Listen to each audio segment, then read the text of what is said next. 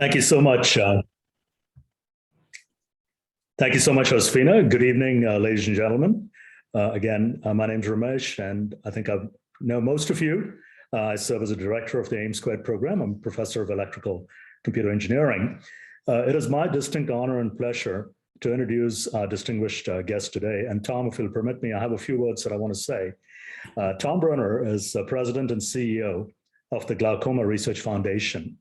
And I started reading about the Glaucoma Research Foundation. It was actually founded in 1978 in San Francisco and created to create innovative research to address this problem of glaucoma, which is a leading cause of preventable blindness.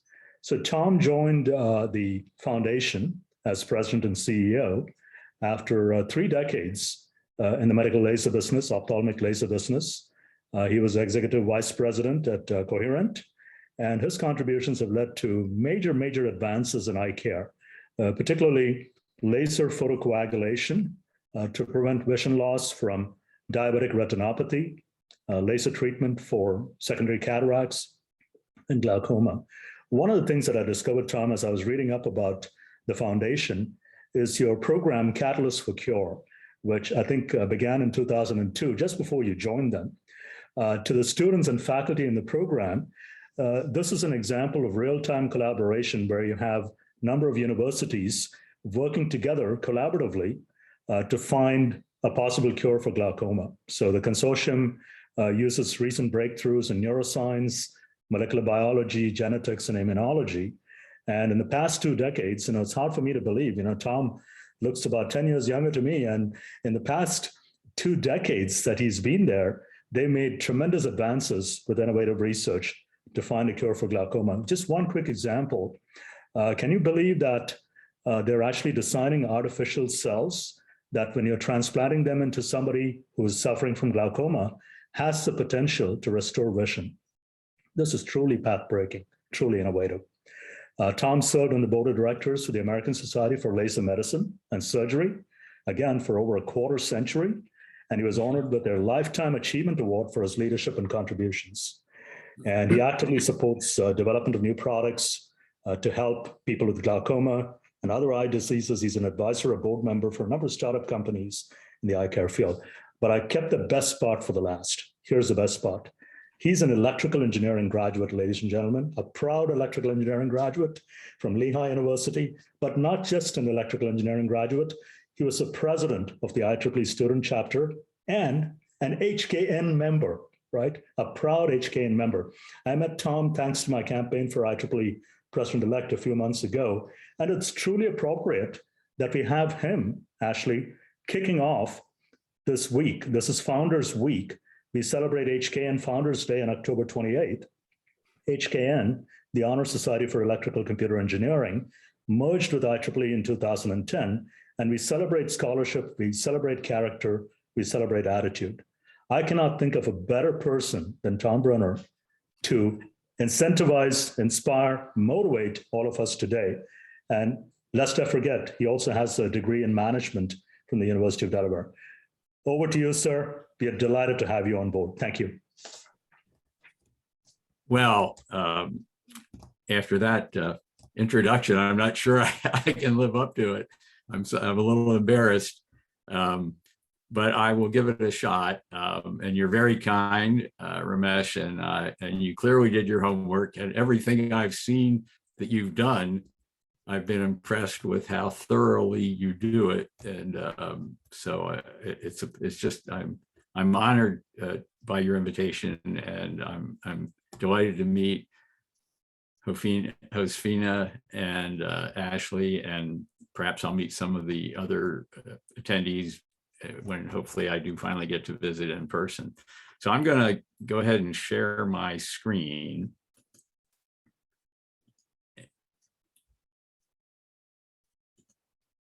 And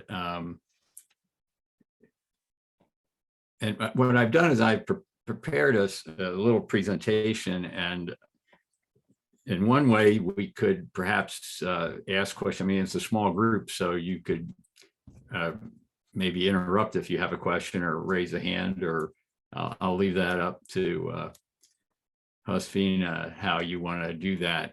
But I'm just delighted to be with you today, and I'm going to try to watch the time because I could probably go on forever. What I thought I would do is share my story with you, just as an example, if you will, and tell you a little bit what I think worked for me.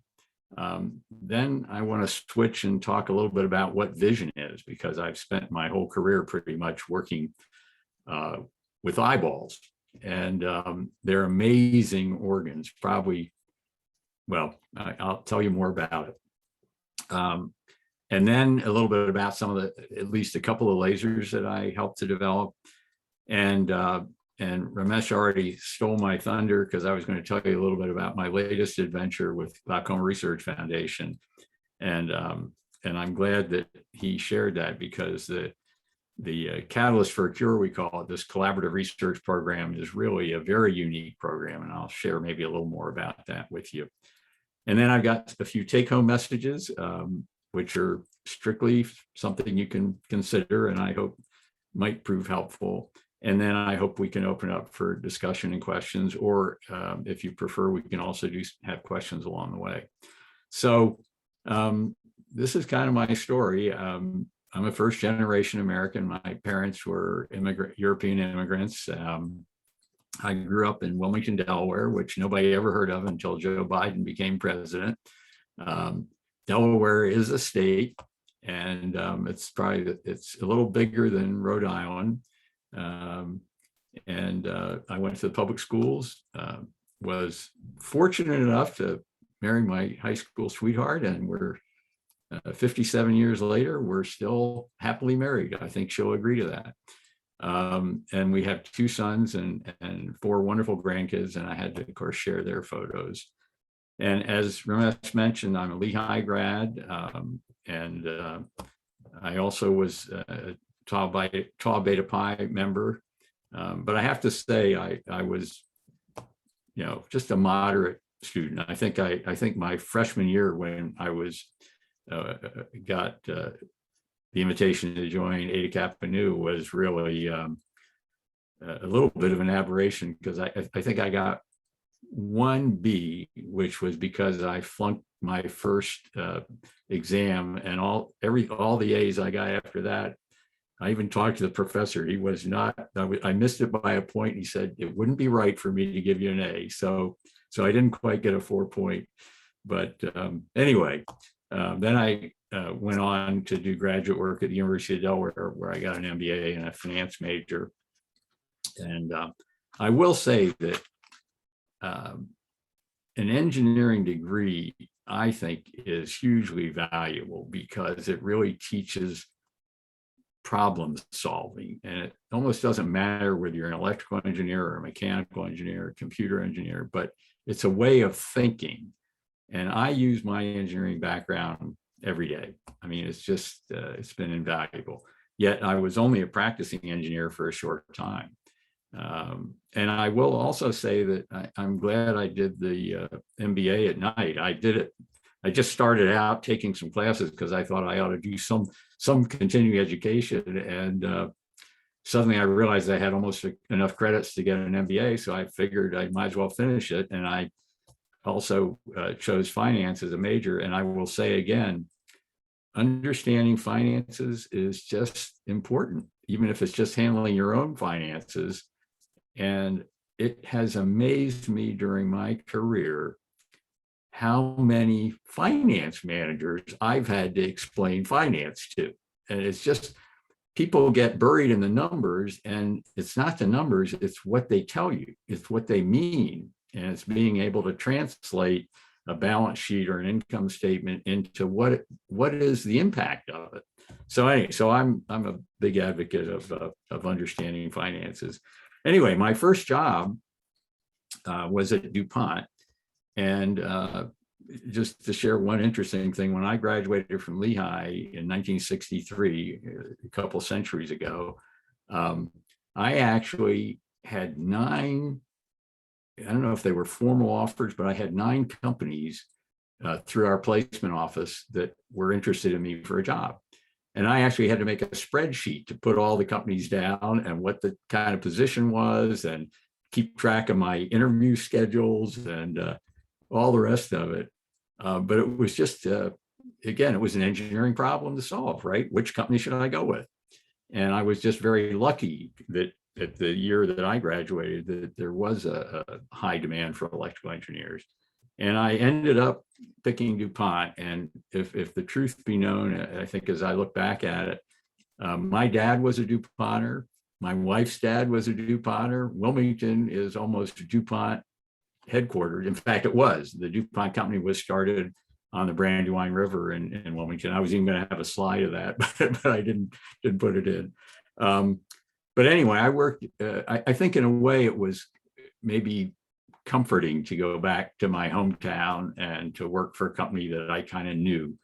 And I worked in the engineering physics lab, and the laser, some of you may know or remember, was invented in 1960.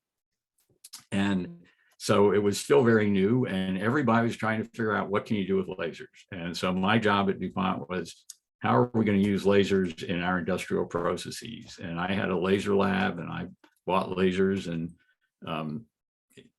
had some fun with that, trying to figure out how to slit films and seal things and so on.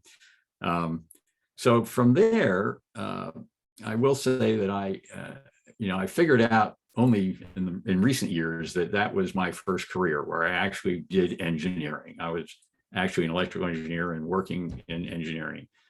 And guess what? I didn't like it at all.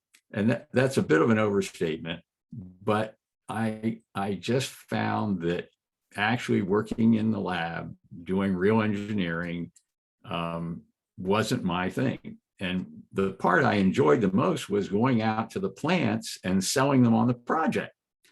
And I enjoyed the management of the project, but I didn't really see myself as doing engineering the rest of my life. So I said, I need to do something different.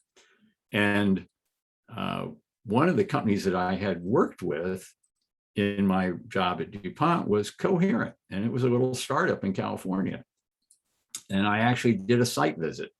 I convinced DuPont to send me to a laser course in San Francisco. It was a Berkeley Extension course about laser applications. And while I was there, I arranged a visit to Coherent. And I ultimately actually bought one of their most powerful CO2 lasers when I was at DuPont.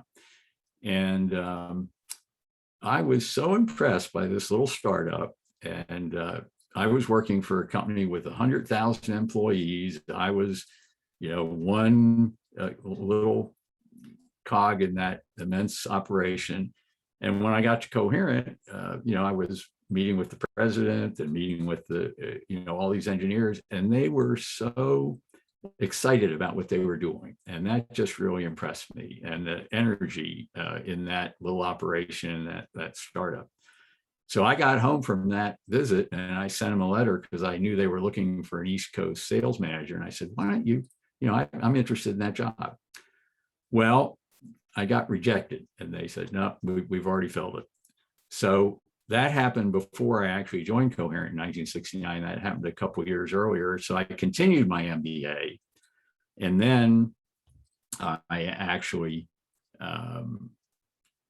went to a meeting in 1969 where Coherent was exhibiting, and I had finished my MBA. I decided that DuPont was not my long-term career, and so I actually went over to their booth, and I went up to the president, who I knew and had met, and I said, Jim, you need to hire me.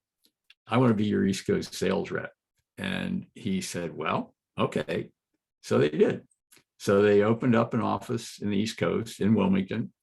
I was the only employee, and then they got me hire a secretary. So there were the two of us. And so for a year, I basically sold lasers on the East Coast. I was a door-to-door laser salesman. I loved it. And of course, they wanted a technical person because the customers were all engineers and scientists, and we were selling to Bell Labs and to universities and to businesses. Anyway, I ended up spending 25 years with Coherent and had a very exciting time. And then I moved on from in 1980, I started a series of startups. So I know that doesn't add up to 25 years. And the reason is I actually had 3 different tours of duty. Coherent wasn't smart enough to know, and they hired me back twice, or they actually hired me 3 times. So it's 25 years total. But in between, I did a number of other startups. And the first one was CooperVision, and they actually recruited me from Coherent, and I joined them in 1980, and that became a huge vision company with contact. They had the first soft contact lens, basically. So, but what I was doing was I was vice president of marketing sales for their medical equipment division. So they had so I did that for I think 4 years. Then and I'm going to mention this a little later on, but I think it's one of the fun things about whether it's university or whether it's careers, it's figuring out what you like to do, what you do well, and what you enjoy. And that, to me, these different jobs help me to really figure out who I am and what I like to do. And one of the things about CooperVision that really bothered me was that the president of the company, Parker Montgomery, the founder, who I knew somewhat, had zero interest in the products or the markets. His only objective was to build shareholder value. And this actually, I hate to say it, comes kind of out of the Harvard Business School, that businesses are about building shareholder value. And I discovered at a tender age that I really could care less about shareholder value. I actually like customers. I like products. I like providing benefits. I like relationships. And I just discovered that, our division would be for sale at any time to the highest bidder. And so I figured that's not my interest. So I decided to leave CooperVision and was very fortunate, right in the same area, to find another startup, LaserScope. And this was actually a laser company that was starting up to make a general purpose surgical laser that could be used in ophthalmology, could be used in orthopedics. Turned out it actually was a home run in urology. And I was I think the 12th employee there. I was actually the second CEO because they were going out for a big funding round, and they decided they actually needed somebody who knew something about lasers. And I had already developed the photocoagulator at Coherent. So I was their man. So I worked there 3 years and really put the company together and got the first product out and shipped it. And I think it's worth sharing also, then I got fired. And I got fired because my sales forecast was only half what I had originally told them I would do. And they had to raise more money. And in startups, if you have to raise more money, you usually have to get a new CEO. So, that can sometimes come with the territory. And so from there, I went to another startup, Symphony Medical, which was actually about managing medical practices, and was there for a year. And then made an attempt to start my own company, Microsurgical Systems, with a couple of colleagues, which was back into the medical devices. And then from there, went back to Coherent. And Microsurgical Systems, I almost closed the funding, but almost, as they say, it only counts in horseshoes. And so I went on to, I returned back to Coherent. Actually, they were interested in the microsurgical system concept, and we had a license with them. But so I put Luminous here because Luminous was a startup. Essentially, Coherent spun off its medical group, and I was a VP marketing and sales there. And so at that point, after going through a number of startups and 3 iterations with Coherent, I said, I think I've done enough in the corporate side. There's got to be something else out there. I want to try something new, something different. And I looked at, I thought a lot. One of the things I loved in my work was sales training. And I used to work and I trained salespeople all around the world, and I loved it. And I looked a little bit about were there opportunities for at a junior college or something like that. But the one that really sat well with me was a nonprofit opportunity, and that was Glaucoma Research Foundation. And so I joined them as their CEO, as Ramesh mentioned.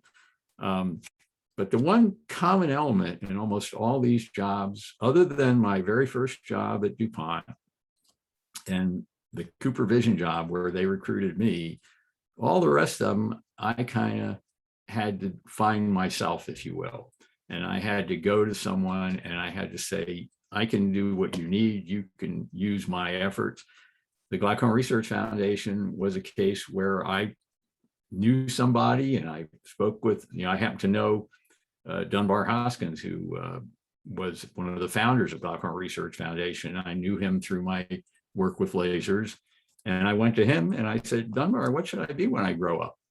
And he said, well, I've got this foundation, maybe you'd be interested. And I looked at it and I thought it was a perfect fit. It was exactly what I'd spent my life doing. And to me, nonprofits are just like for-profits. And we could talk a lot about that. But the only real difference between a nonprofit and a for-profit is you can't keep the profits in a nonprofit. They go to the mission, and you don't have shareholders in a nonprofit.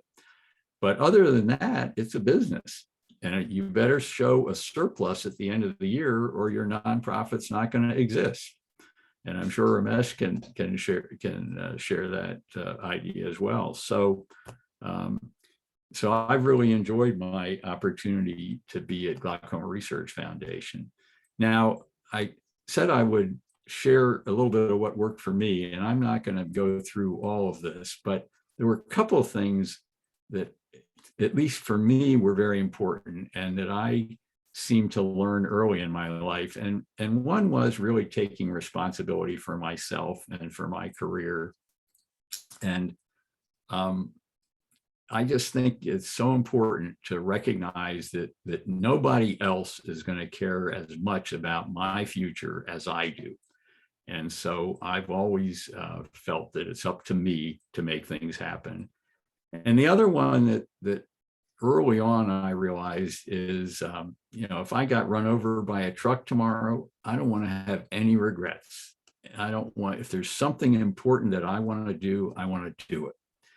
And when I left DuPont to join that little startup in California, that was a big risk for me. And the next thing I have on there is take risks. I mean, I could have had a career for life at DuPont with both my father-in-law and my dad being DuPonters, me well on my path at DuPont.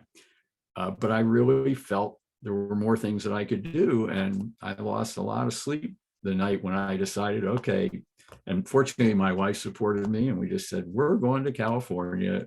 We're going to work in a startup, a small company.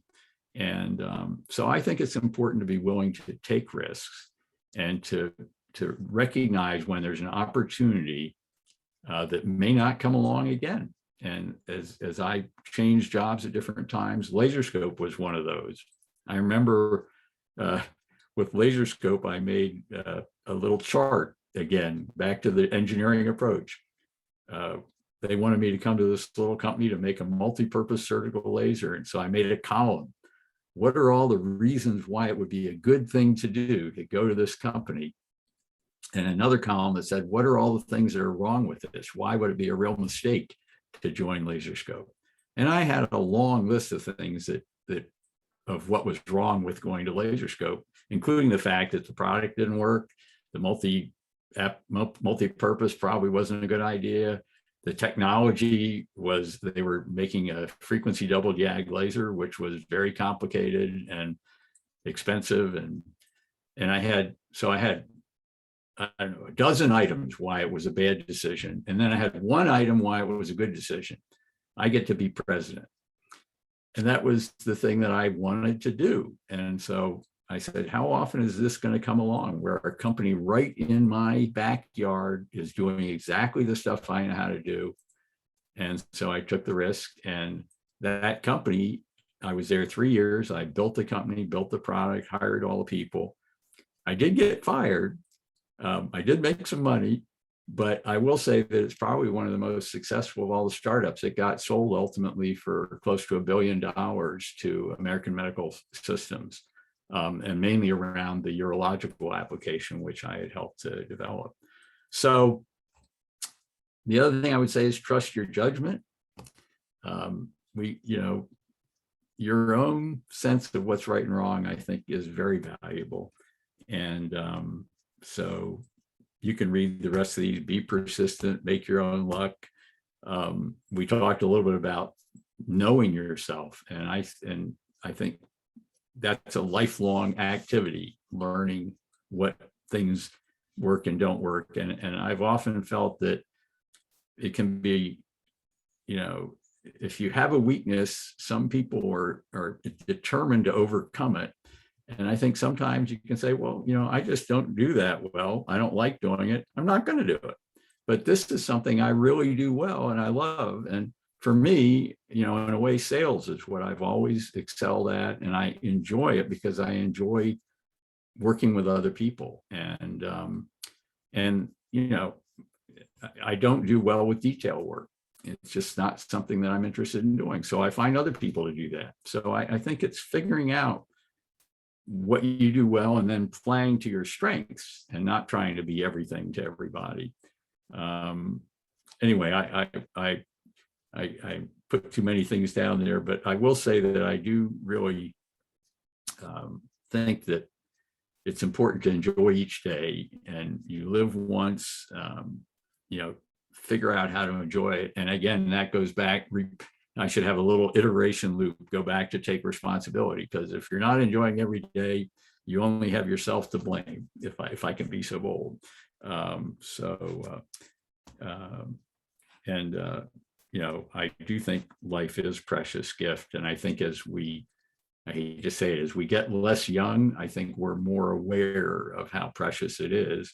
And that's why I think it's also important to give back. And that again goes back to why I just wasn't happy at CooperVision, because, the idea that this is just about the money, I just couldn't relate to that. I thought it's really about what can I do to help a patient? How can I help somebody get better? How can I solve a real medical problem using my technology?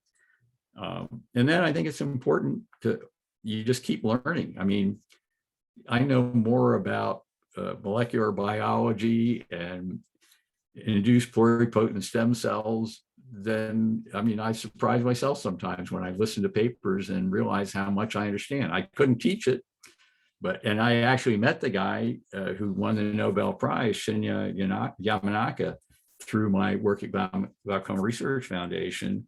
And he was they call him the Yamanaka factors. He was the one who figured out how you can take a cell, it could be a blood cell, it could be a skin cell, any kind of mature cell, and reverse its age back to being what's called a pluripotent stem cell, basically a stem cell that pluripotent means it can become any kind of cell. And he figured out how to do that.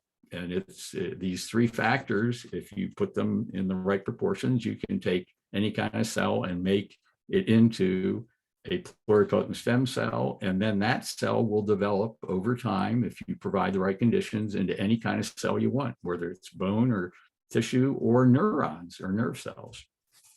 So you keep learning. And my other advice, and you don't have to worry about this one for a long time, but again, it's what worked for me, but I think it's true. And that is, you never want to ever retire, because what we need in life, I think, is purpose and engagement and a social activity. And that comes often through a job or through some kind of an activity that can be really engaging. So now I'm going to switch to anatomy.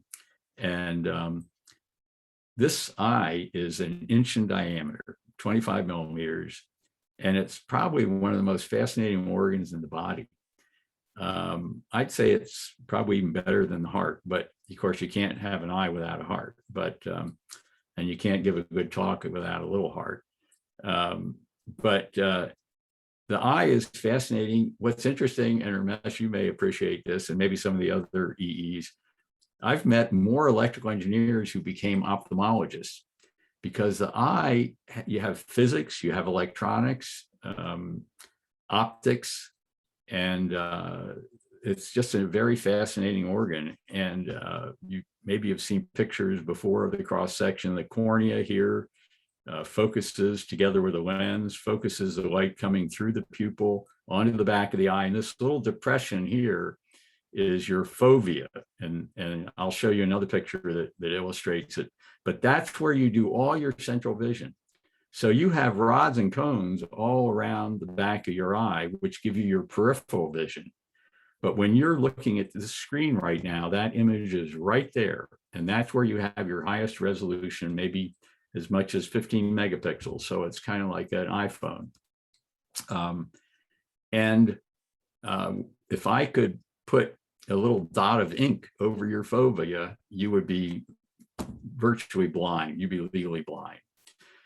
Now, this is the optic nerve here, and that, I'm sorry, these are the nerve fibers. So across the back of your eye, you have, and I'll show you a cross section. So maybe I'll go to the next slide. Yeah, so this is the same view, and now I'm zooming in on that macula, what's called the macula. This is, remember we said the eye is only an inch across, 25 millimeters. The macula here is about 1,500 microns, a millimeter and a half. And in the center of it is the fovea, which is only 100 microns. And the structure of the retina, and what makes it such an interesting structure to study, is it's so well defined and it's so orderly. And this has been studied for hundreds of years by anatomists and physiologists. And essentially, the light comes from up here. This is a fascinating, to me, was fascinating. The light has to go through the whole retina to get to the back of the eye where the rods and cones are. And so guess what? All these cells are more or less transparent so that we can see. These cells up here, this row where I have my cursor, those are the neurons that connect your eye to your brain. So each one of these, it's called a ganglion cell, it's just a nerve cell.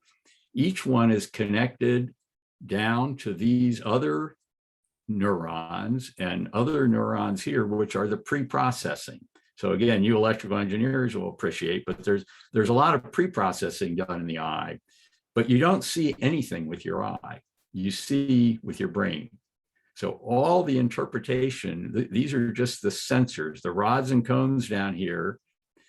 Once the photons get down to, there's a layer of pigment, retinal pigment epithelium. When they get to the pigment, that energy is converted into electrical signals. The electrical signals travel back through by synapses, by connections between the neurons, all the way up, and they get processed. You recognize contrast, you recognize edges, movement, and so on. And that is all translated to the ganglion cells. And then they have a fiber that comes from the ganglion cell, and I'll go over here, and it goes across the retina and down the optic nerve, to the brain. And that little cell, to give you a rough idea of how long that axon, if these ganglion cells were the size of a basketball, the axon, and that's in this nerve fiber layer, the axon from that cell that connects to your brain would go all the way from San Francisco to New York.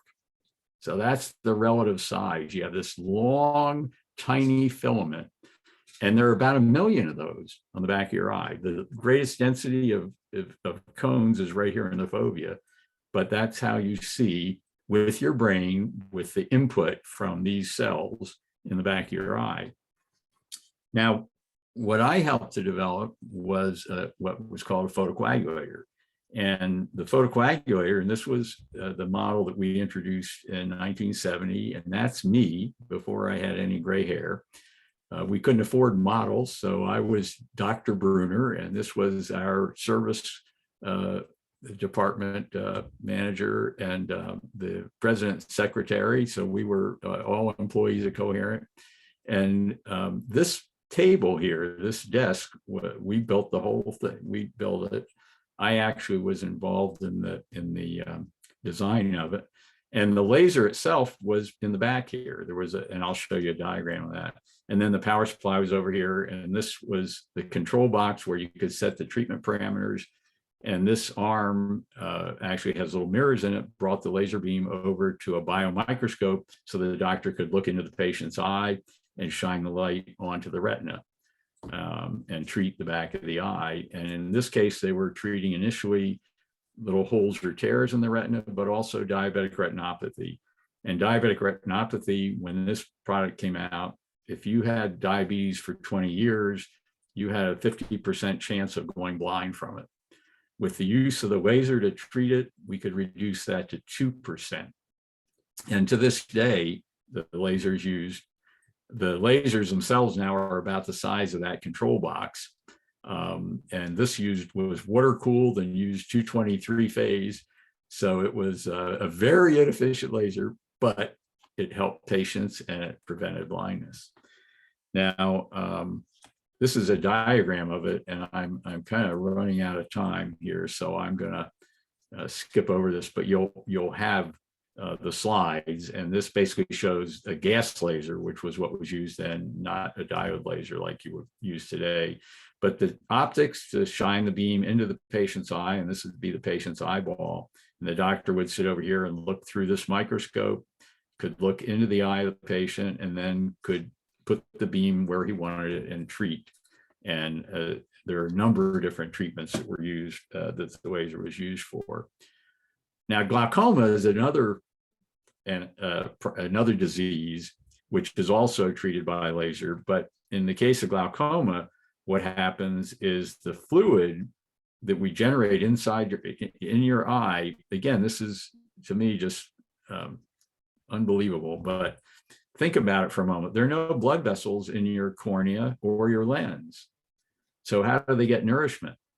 And they're living cells. And so the aqueous, there's a fluid that's produced, a clear fluid that is used to bring food and remove waste from the cornea here and the lens here. Because if you did have blood supply there, you wouldn't be able to see out, right? So it's very ingenious. And but what can happen is sometimes the fluid doesn't drain out properly. Pressure builds up in the eye. The pressure can push on the nerves and can damage the nerves and can result in a loss of connection to the brain and loss of vision. And so we have figured out a way to treat that. And what the treatment that I'll mention briefly is called selective laser trabeculoplasty. But essentially, the drainage area here, where I have my cursor, the tissue there can become, I don't want to say clogged up necessarily, but just less functional. You can think of it like as if there were literally a little filter there that the fluid goes through, and it can change the openings to regulate the pressure. Because one of the beautiful things about the body is we have this hemostasis, like your temperature stays at 98.6, even if you're in the desert or you're in the Arctic. You can self-regulate. And the same way the eye, this tissue here helps to regulate and keep the pressure at roughly 14, 15 millimeters of mercury. But if that tissue doesn't function properly, pressure can build up in the eye and you can damage the nerves and lose vision. So the treatment that this selective laser trabeculoplasty, we shine laser light here, very low levels, and it stimulates a healing response where this tissue is, I don't want to say renewed but it basically, its function is recovered and pressures go down, and it works. And we knew it worked almost like the laser. We knew it worked before we had the clinical proof. And here, in some ways, we did the same thing. We figured out that it worked, and then we did the clinical work to prove its efficacy. And this is actually the inventor, Mark Latina. He was at Harvard. And this is one of the first lasers. And here's a patient actually being treated. This lens is put on the eye to neutralize the focusing power of the cornea so that the doctor can use the microscope here to actually see into the eye, or in this case, to see that angle where the fluid drains from the eye. And this is a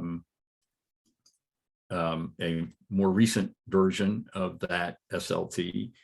And you can see it's just mounted again to a biomicroscope that you see here. And so this is also the laser and the optics, and then a beam splitter that directs the laser light into the patient's eye, and the doctor can look through that and see where it's aimed and treat. And the beauty of it is that people sometimes forget to take their eye drops. There's only really one treatment for glaucoma, and that's medications to lower the pressure in the eye. And they often have to be taken daily. Sometimes you have to take more than one drop. But with the laser, you can treat once, and it might last a year, 2 years, 3 years, and it can be repeated. So it's a very nice way to do it, and it is becoming today kind of the first line treatment for glaucoma, and really has fewer complications than eye drops. And I like to say, do you want to put chemicals in your eye every day, or do you want to have a drop of light? So that's a little bit of an exaggeration, but the fact is that the light has far fewer complications in a way than the drops, which even have some systemic effects. So they can, but that's, again, a lot. Ramesh mentioned a little bit of this, but with diabetic retinopathy, we help to reduce blindness.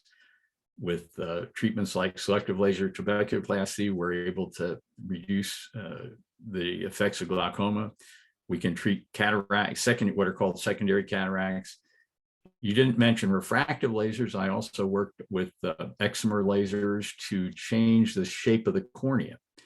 And this can eliminate glasses or contacts. And I think there are upwards of, I want to say, several million procedures a year in the US and globally. Much to my surprise, a lot of people still like glasses. So, and I'm wearing glasses as well. So not everybody's interested in refractive surgery, but it is certainly an alternative for people in the military or sports, or where you just don't want to be bothered with glasses. And then we also developed a treatment for macular degeneration with lasers, femtosecond lasers for cataract surgery, and SLT that I mentioned. So now I'm going to just take a couple minutes, and then we'll go to questions. But I just want to mention briefly Glaucoma Research Foundation, and let me see what happened here. Yeah. Okay. Yeah. So this is Ramesh, you mentioned that we have been in existence since 1978. One of our key areas is collaborative research, but we also help to identify some of the first genes that are related to glaucoma. Glaucoma is a difficult disease because there are on the order of 267 genes involved in glaucoma in one way or another. So there's no sort of silver bullet gene therapy, but as we find groups of genes, we may be able to have an impact on the genetics. And one thing I learned about glaucoma, by the way, which if you ask people what glaucoma is, most people think, well, it affects old people and it has to do with eye pressure. The reality is there are 400 babies a year in the US born with congenital glaucoma. It affects children and young people. And so it is not just an age-related problem, although it's more prevalent among people as we get, like, as I like to say, less young. It's also more prevalent, interestingly, among people of color, African Americans, or people. The highest prevalence in the world actually is Western Africa for glaucoma. And also Hispanics and Asians have a higher prevalence of glaucoma. So then you mentioned and the Catalyst for a Cure on Vision Restoration, and that is just a very exciting activity. And we're really pleased that we're actually renewing this group. And this is a consortium of 4 laboratories.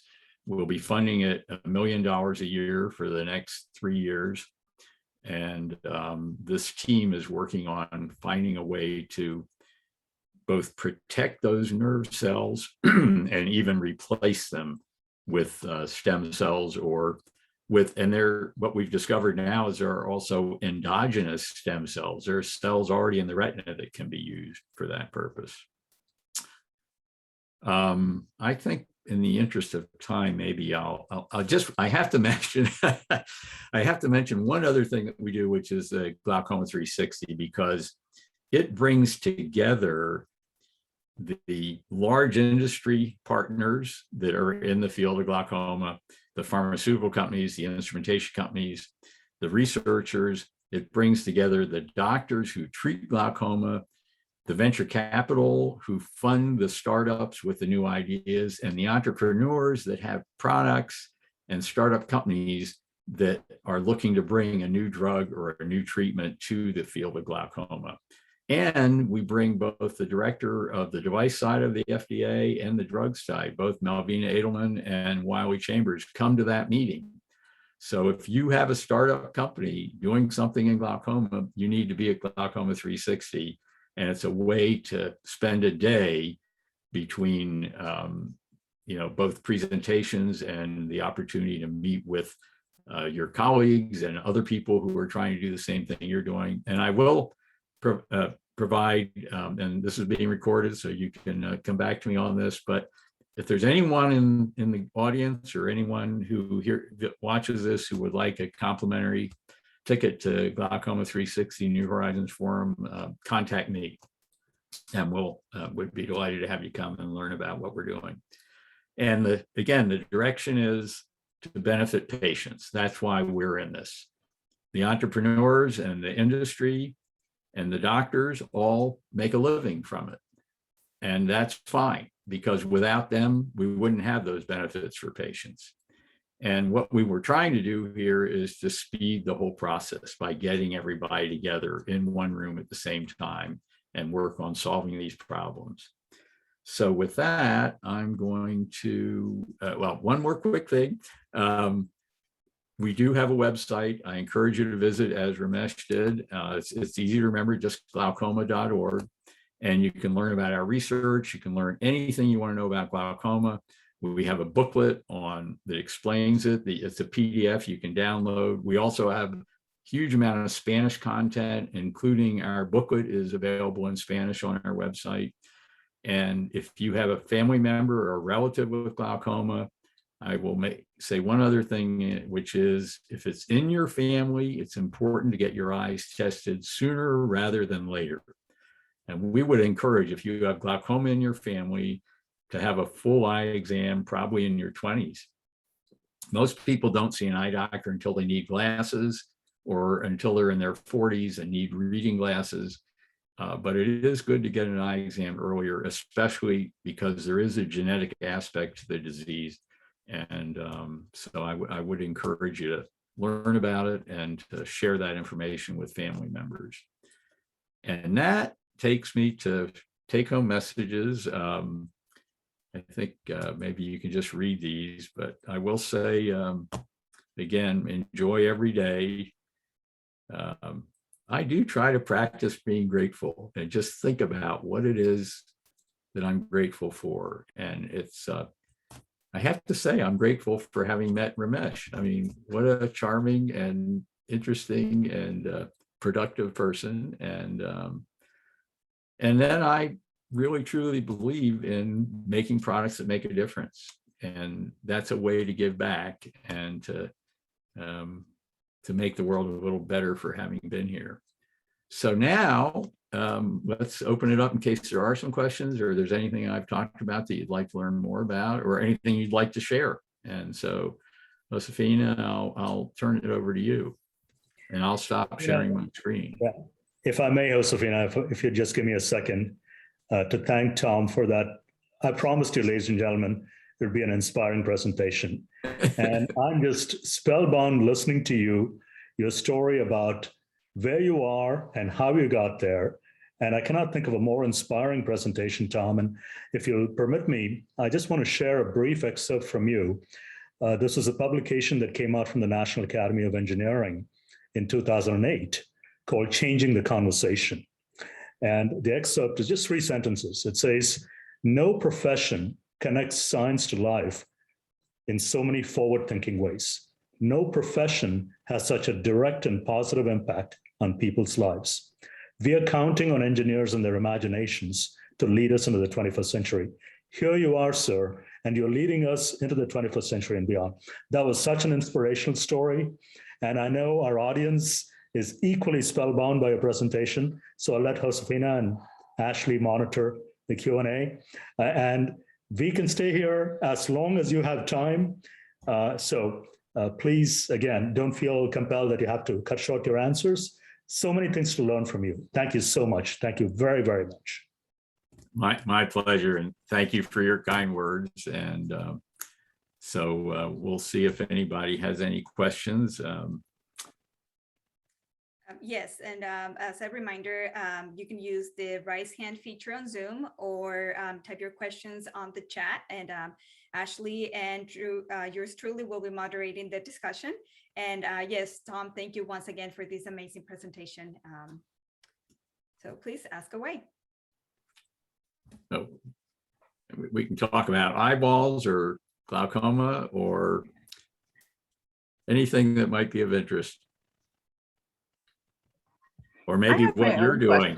For you. Yeah, sure. So you went through like a lot of different companies to end up to where you are. So how did you, I guess, keep your resolve and your focus on this one particular area as you move through your work with lasers and into your Glaucoma Research Foundation job? Because I know with a lot of, because I'm an older student, so I know a lot of like already graduated engineering students, and when they move from one job to another, they get nervous that like maybe I didn't pick the right thing. Well, that's a difficult question. I think it's, for me at least, it's being flexible and being able to kind of roll with the punches. You know, what's most interesting to me is that if you would have asked me when I graduated from Lehigh, what am I going to do with my life, or where am I going to end up, I'd have never guessed I'd be running a small nonprofit doing medical research in a million years. Yeah. So it's kind of, you know, looking at what you're doing and figuring out how to do it well and how to maximize the job you're in, and not thinking about what's the next job going to be. So I didn't have a roadmap or a plan. In the back of my mind, I always wanted to run a company. That was something that was important to me. In the back of my mind, I thought I'd be nice to be a vice president before I'm 40. And so when I had an offer, you know, to do that, I said, I got to do this because, you know, that's something I want to do. But I think what I would say in terms of keeping a focus, it's more about thinking about what are the things I enjoy doing and like to do. So that was if I had to pick a focus, my guiding light was, what do I do well? What do I enjoy? Where can I contribute? And then how can I find something that allows me to do that? And so that was kind of, you know, it wasn't like I was focused on medical lasers. It was something I knew how to do. And I will say, to me, the most exciting part of the medical lasers was frankly working with the doctors, because I got to meet the top doctors in the world, literally around the world. I mean, with that photocoagulator, the very first one that I helped to develop, again, the concepts were all done really by doctors and engineers, not by me. What I did was to help to productize it into something that would be easy to use, and then to go out and train the salespeople, but also train the doctors in a way. And so I could, and I think that's where learning comes in. What I found in working with the medical profession is doctors love to teach. And if I know my product and I know what I'm bringing and can share with them my technology, they will share with me their technology. And so I was able to establish relationships, from Moscow to Tokyo to Sydney to you name it. I mean, I was all over the world meeting the top retinal surgeons in the world because they wanted to use this new technology to help their patients. And I got to say, I loved it. It was so much fun to meet and get to know these people who excelled in their field. And in a little bit of a way, in a very modest way, I excelled a little bit in my field. So there was a synergy there. And so I followed that. And I can tell you, that was for me, I think what guided me was where I could contribute and where I could enjoy it. And it's kind of how I ended up at Glaucoma Research Foundation, because it was a continuation of my interest in helping people, my experience. Fundraising for a nonprofit is the same as selling lasers. It's harder because it's a concept sell. In one case, you're selling a piece of hardware. If I'm selling you a car and you need a car, I just have to convince you that my car is the best car. But if I'm trying to convince you to invest in my foundation, it's an intangible. What is it that will make you feel that you're helping to cure glaucoma? How do you want to, I'm providing an opportunity for people to become involved in curing a devastating disease. So it's a different sell, but it's still, you still have to close the order. You still got to ask the donor, well, I'd really like you to, I think it would be wonderful if you could pay for a year of our Catalyst for Cure for $1 million. Would you be able to do that? So you still have to ask for the order.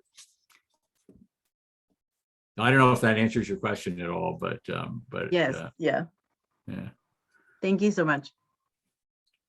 So, but I don't know if anybody else has any. I mean, I could talk forever, so I got to be careful here. But well, I see a question posted on the chat. It is from April. Is asking if students from other colleges can attend the glaucoma conference. Sure, of course. Yeah, absolutely. So the date is Friday, February 11th. It's going to be at the Grand Hyatt in San Francisco. And all the information is on our website. And and we also have another website, glaucoma360.org. I guess I could put that in the chat. But it's just,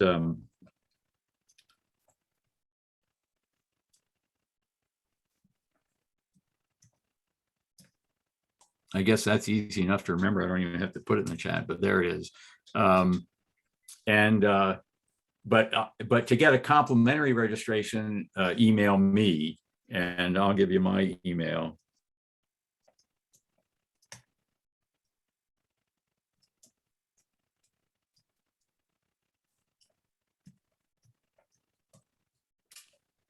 Okay, did I get it right? It looks good. And what you can see on our website is past meetings and the presentations and so forth. So there are videos, and this will be, actually, it'll be a hybrid meeting. Actually, that's another opportunity. The New Horizons Forum, we call it, bringing together all these specialists, is going to be a hybrid meeting. So it'll be in person at the Hyatt, but it will also be live streamed as a virtual meeting. And so if students want to just listen to part of it or just want to see what's going on, they could also do that. And again, we can provide the link. There is a fee, but it'll be, if you contact me, we'll arrange it to be complimentary. And if you decide you don't want to come, that's okay too. So if you register or whatever and you can't make it, that's no problem. So.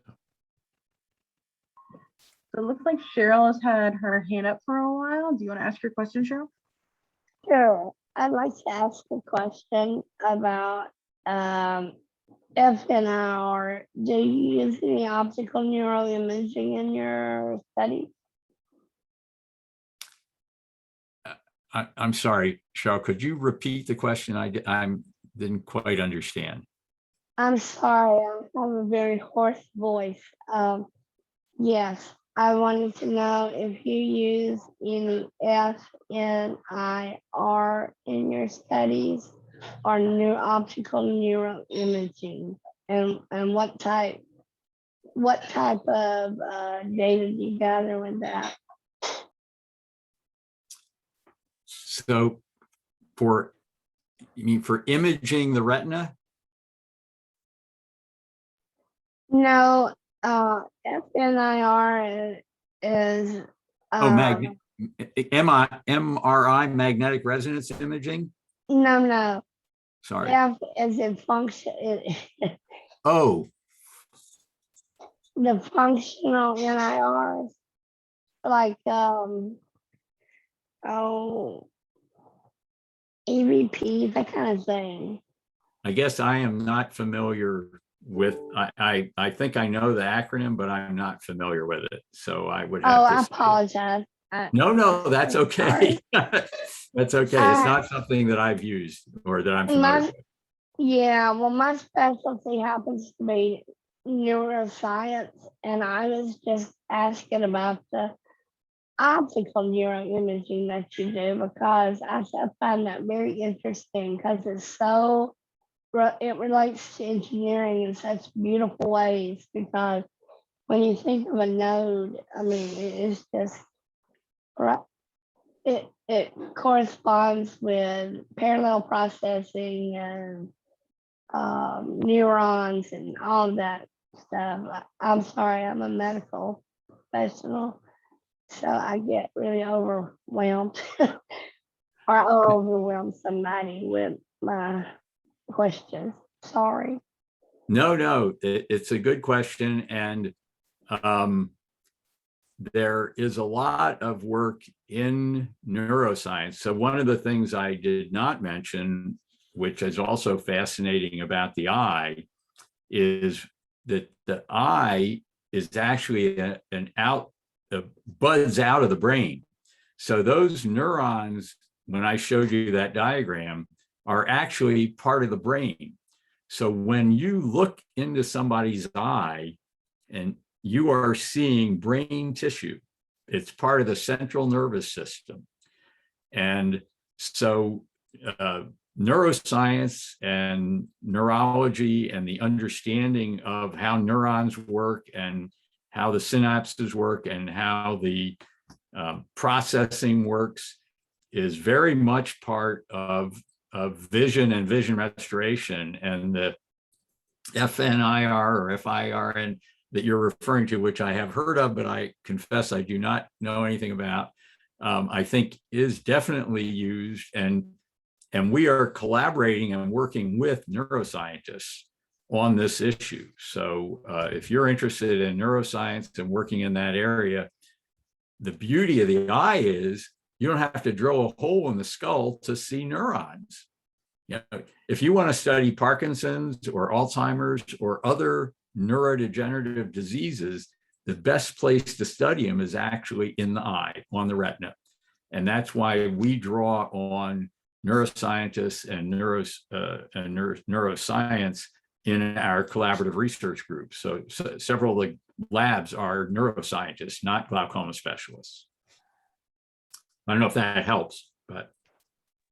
Oh, yes, that does help. It's very interesting about the eye. I find it very interesting.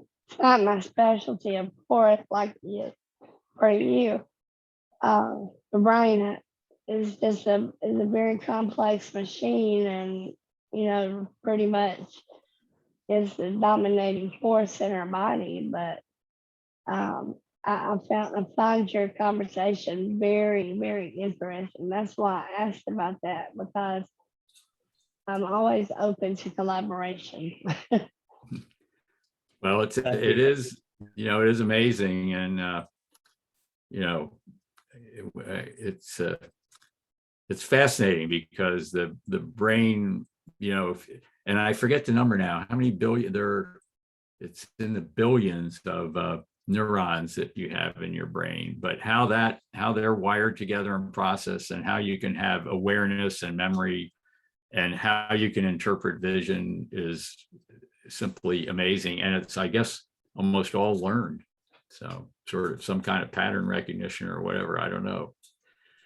That's called connections. And yes, you're right, it is learned. And those connections they start when we're babies, and they grow and they turn into millions and billions of connections. And what's most interesting is, like me, I had a traumatic brain injury. And when you have a TBI, you can relearn, although you have neurons that die permanently, you can reroute your brain to pick up on things that use different areas, so that you make new connections, new learned pathways. And wow, that's just so interesting. That's just very interesting.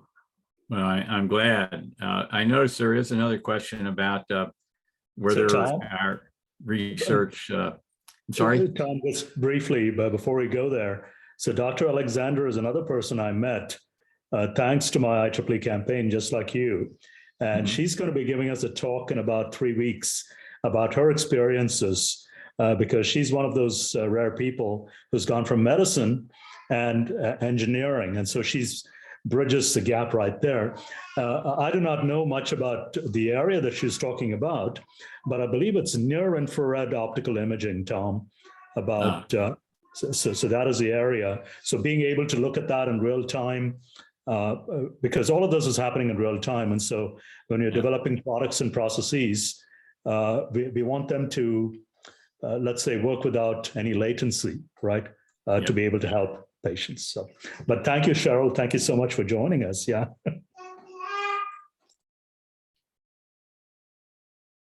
So, yeah, I was just looking at the question for the foundation about applying to veterinary medicine, and the short answer is yes. And actually, I know that dogs get glaucoma and also get cataracts. And actually, a friend of mine had a small business making large intraocular lenses for dogs because their eyes are larger and they needed a different type of intraocular lens. And there's actually a market for intraocular lenses for certain types of dogs or animals. And I think so there is some applicability there. And but we don't get directly involved in veterinary medicine. But there definitely is crossover between human medicine and human diseases, certain types, and veterinary diseases in medicine.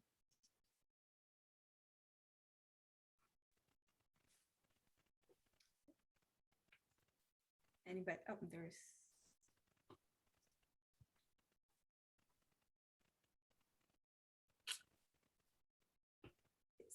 April. She has some feedback related to the question that was just asked. She says that I used to work at a veterinary hospital for 5 years, and I find the anatomy of the eyes to be very fascinating. Thank you for sharing that, April. Well, it is an amazing organ, that's for sure. Well, yeah, and as you point out, April, the differences between the structures, and a lot of the research in glaucoma is done with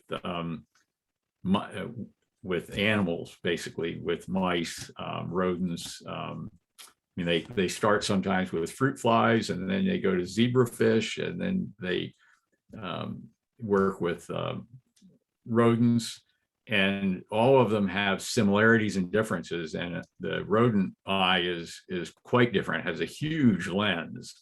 And then the way the retina operates, and also the brain interpretation. I mean, animals sometimes are sensitive to movement, but don't see that well. And rodents really don't see that well. I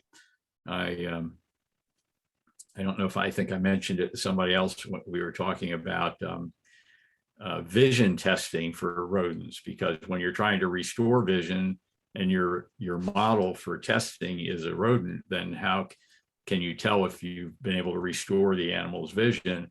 And I say, well, we just make eye charts with different sized cheeses on it. And unfortunately, that doesn't work.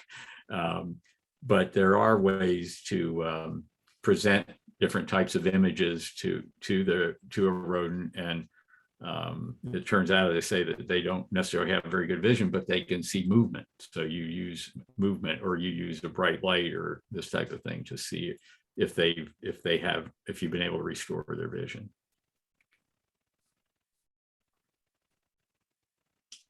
Well, I've sure appreciated the opportunity to share some of these ideas and some experience. And I hope maybe a little bit it might help some people to just think about how they can pursue their interests and help to maybe give back a little bit and have a wonderful career. And I hope when you get to be my age, you can look back and say, not too bad, not too bad. Or as my grandson says, close.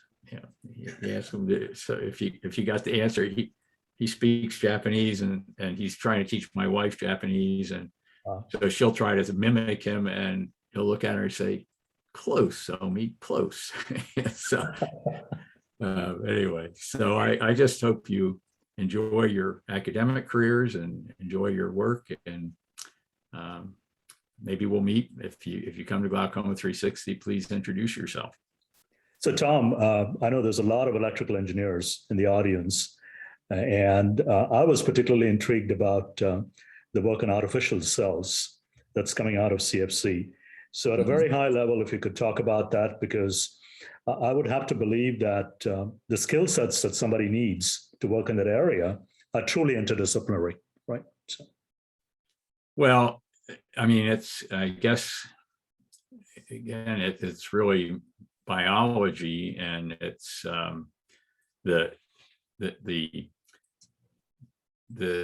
hate to call them artificial cells, but essentially these induced pluripotent stem cells are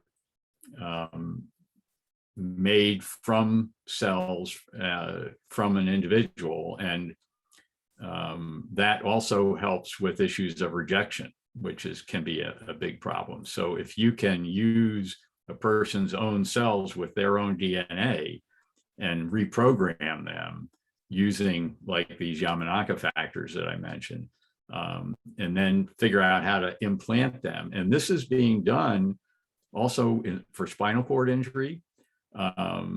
There's a group at UC San Diego actually looking, if you can believe it, at an eye transplant, and eye transplants have actually been done, and they can connect up the muscles, they can connect up the blood vessels, they can have a living eye, but it doesn't see anything, because what they haven't figured out is how to connect the retina again.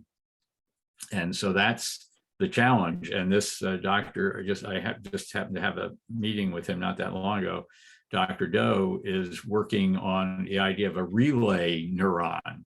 So he would make using induced pluripotent stem cells. So taking a cell, reversing its growth back to when it first started out.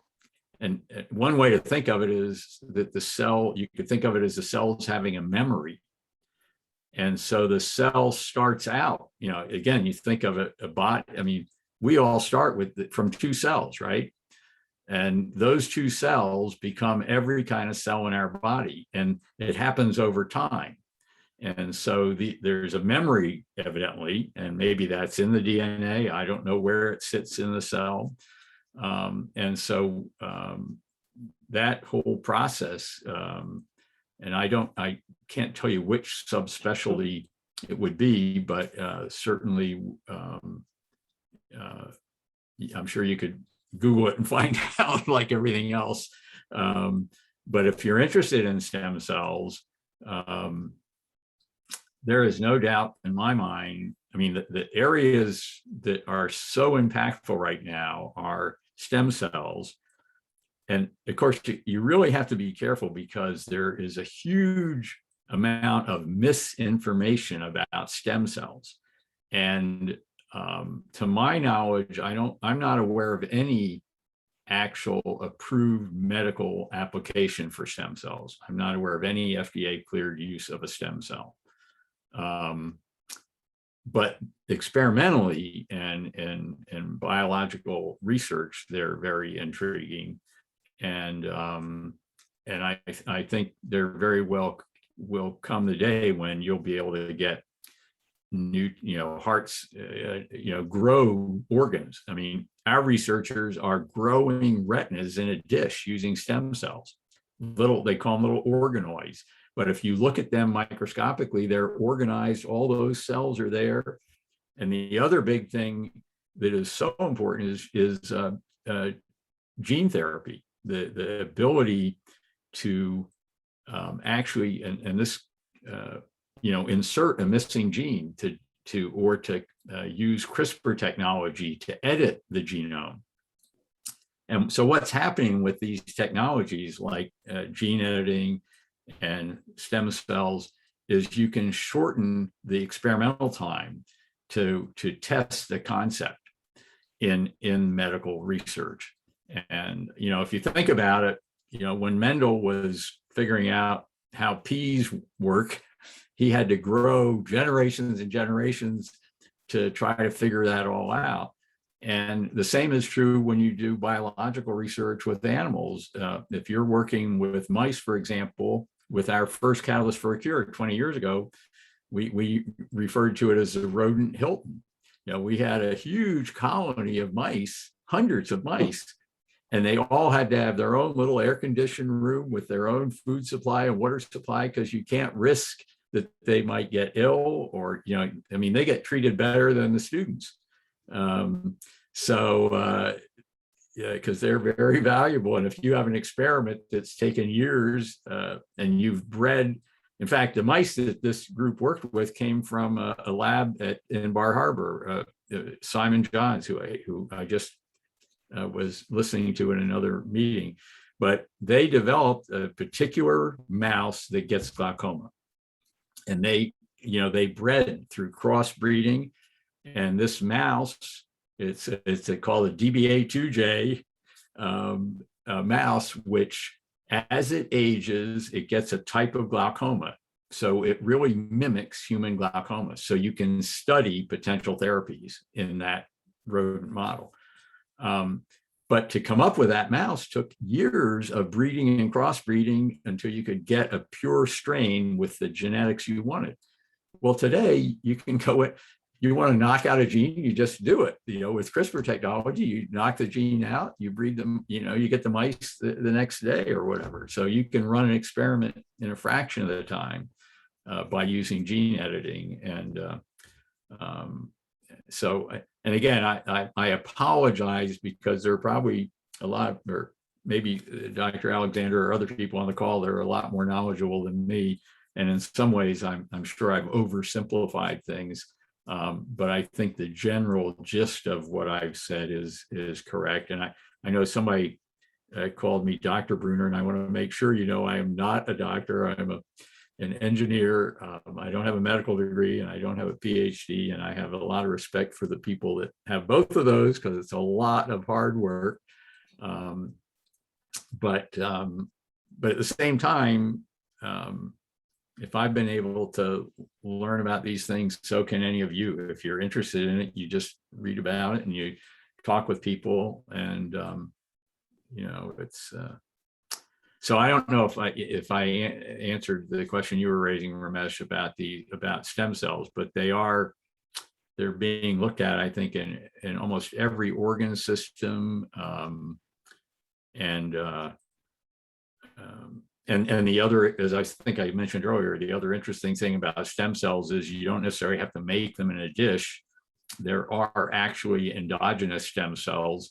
And if you can figure out how to wake them up, and that they exist in the retina. And, right. And one of the fascinating things is there are it's also interesting. There are only 1 million or so ganglion cells. Well, they're tiny. Well, what else is there? Well, there's, I don't know, millions, billions of what are called glial cells. And glia, and don't quote me on this, I don't know if it's Greek for glue or something like that, but anyway, it's the old idea that there are all these other cells that aren't important, but they're all there. Well, it turns out all those other cells are important. And they're all different types of glial cells. And there's one type of glial cell, which is it's a Mueller glial cell, which you can make back into, you can ask it to go back and become a stem cell. So you can have endogenous stem cells right there in the retina. So they already have the right DNA. They're not going to be rejected. And all you have to do is figure out how to convince them to become another neuron to replace the damaged neuron. And I say all you have to do, but somebody's going to figure that out. And in my experience, it comes from very careful basic research, but it also comes from luck and from hunches and from people taking that risk to try something that just seems like it might make sense. And like Shinya Yamanaka said, well, if this kind of works and that kind of works, and maybe if I put 3 of them in, it might work. And lo and behold, it did. So sometimes you get lucky. That was a wonderful answer, Tom. And I think, I'd shared this with you a couple of weeks ago. We had this great event to inspire young girls to pursue engineering and STEM careers. And I remember speaking to the parents, and somewhere along the line, I get lost in poetry. So I said, engineering is the Renaissance degree of our times. And here you are telling me how engineering can bring all of these different disciplines together, right? I mean, clearly when you graduated from Lehigh in 1963 with the electrical engineering degree in your class, the tools were just coming out, LACES were just coming out. And we're talking about diagnostics and therapeutics and all these modeling behaviors. But the one common thread that I see throughout this is that bachelor's degree in electrical engineering. So I'll speak up for that today and say, advancing technology for humanity is not just IEEE's mission, it's the call of our time. And you've really answered that, and you're continuing to answer that with the work and the service that you do. So can't thank you enough for that. I know people do fist bumps these days, but the way I do it is to put my hands together and say, thank you, sir. Thank you very, very much. Thank you. But I know Ashley and Josefina probably have some closing remarks, so I'll leave it up to them. So, Well, I just want to take this opportunity to thank Tom once again for this amazing presentation. I'm sure that we can all use your take-home messages, to our daily living and to our profession, our career. So thank you once again. And to the audience, thank you for being here. We really appreciate your time, and we hope that you are able to join us in future events. Ashley? Yeah, so I'm gonna go ahead and jump on the bandwagon that Tom was on, where Ramesh kind of stole all the thunder. So I don't have a whole lot else to say, but thank you so much for being here. Ramesh had actually brought you up a few times before when him and I were speaking.